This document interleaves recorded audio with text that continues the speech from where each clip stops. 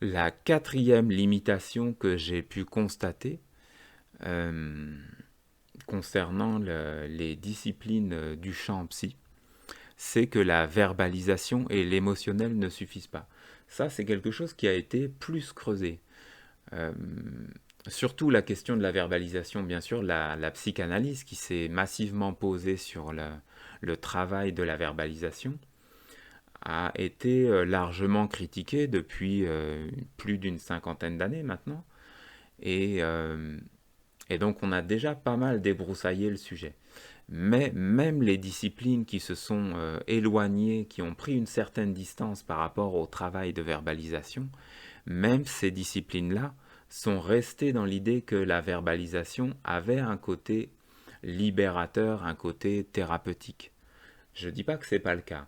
Il y a une part de guérison qui peut être issue de la verbalisation, mais de la manière dont la verbalisation est utilisée dans le champ psy, franchement, ça, c'est 5% au mieux du potentiel de guérison, de la nécessité de guérison. De plus, il est, le côté émotionnel, comme le côté de la verbalisation, il peut entrer dans une dimension, disons, abstraite. On a tout à fait la capacité à générer des émotions.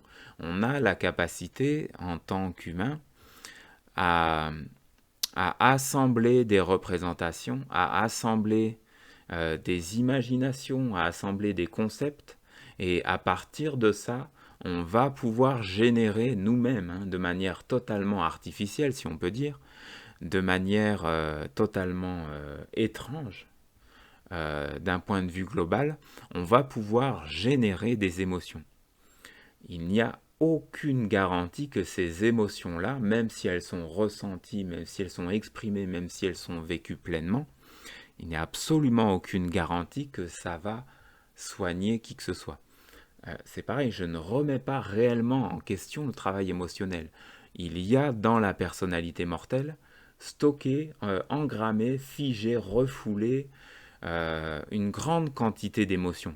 Ce que je dis, c'est que ces émotions-là ne sont, pour l'immense majorité, quasiment 100%, elles ne sont pas associées à l'âme, elles ne sont pas associées à des mondes immuables et éternels, alors que l'âme vit dans ces mondes. Les émotions qui sont associées à la personnalité mortelle et qui sont intimement imbriquées dans des visions conceptuelles de l'existence, euh,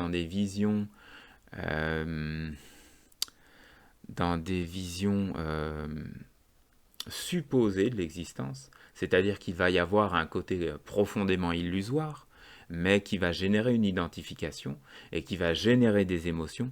Donc ces émotions-là, même si on travaille dessus, même si on a tout intérêt d'ailleurs à entrer dans un dégagement de ces émotions-là, même une fois qu'on l'aura fait, on n'aura toujours pas de contact avec l'âme.